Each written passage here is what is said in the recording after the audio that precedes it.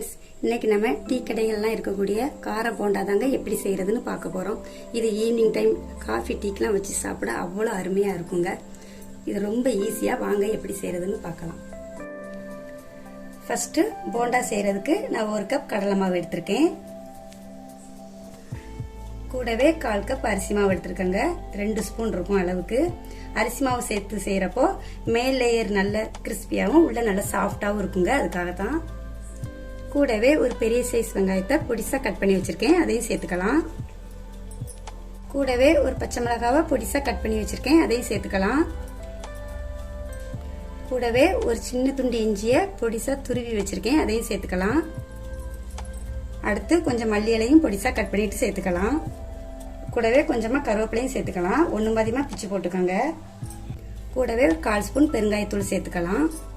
அது கூடவே ஒரு 1/4 ஸ்பூனுக்கும் கொஞ்சம் குறைவாவே ஆப்ப சோடா சேர்த்துக்கலாம். கடைசியா இந்த மாவுக்கு தேவையான கொஞ்சமா உப்பு. இப்போ இது எல்லாத்தையும் நல்லா மிக்ஸ் பண்ணிட்டு அப்புறமா கொஞ்சமா தண்ணி விட்டு பிசைஞ்சு எடுத்துக்குவோம்.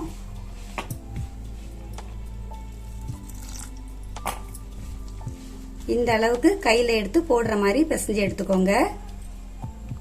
இப்போ எண்ணெயில போட்டு பொரிச்சு எடுத்துக்கலாம்.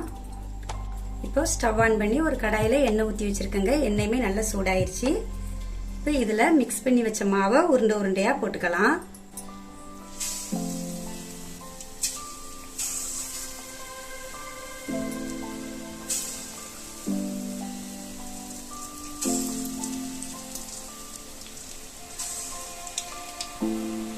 மாவு போட்டதுமே கிளறாதீங்க, அதுவே ஆட்டோமேட்டிக்கா மேலே எலும்பி வரும். அந்த டைம் மாத்தி போட்டுக்கலாம். இப்ப அப்படியே எல்லாத்தையும் மாத்தி போட்டுக்கலாம்.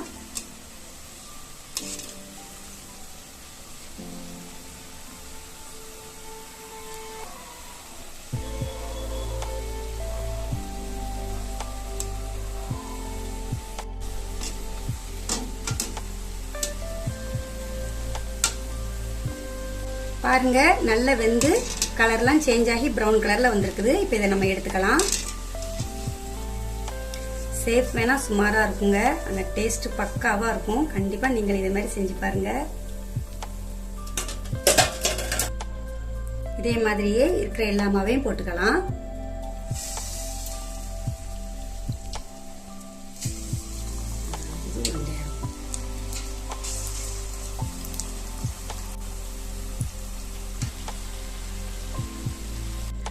அவ்வளோதாங்க, போண்டா சூப்பரா ரெடி ஆயிடுச்சு. இதனோட ஷேப் தாங்க கோணலா இருக்கும். டேஸ்ட் அவ்வளோ அருமையா இருக்குங்க. இதை ஈவினிங் டைம் டீக்கெலாம் வச்சு சாப்பிட ரொம்ப அருமையா இருக்குங்க. நீங்களும் இதே மாதிரி கண்டிப்பா உங்க வீட்டில் செஞ்சு பாருங்க. இந்த வீடியோஸ் பிடிச்சிருந்தா ஃபர்ஸ்ட் ஒரு லைக் போடுங்க. மறக்காம நம்ம சேனலுக்கு சப்ஸ்கிரைப் பண்ணுங்க. நன்றி.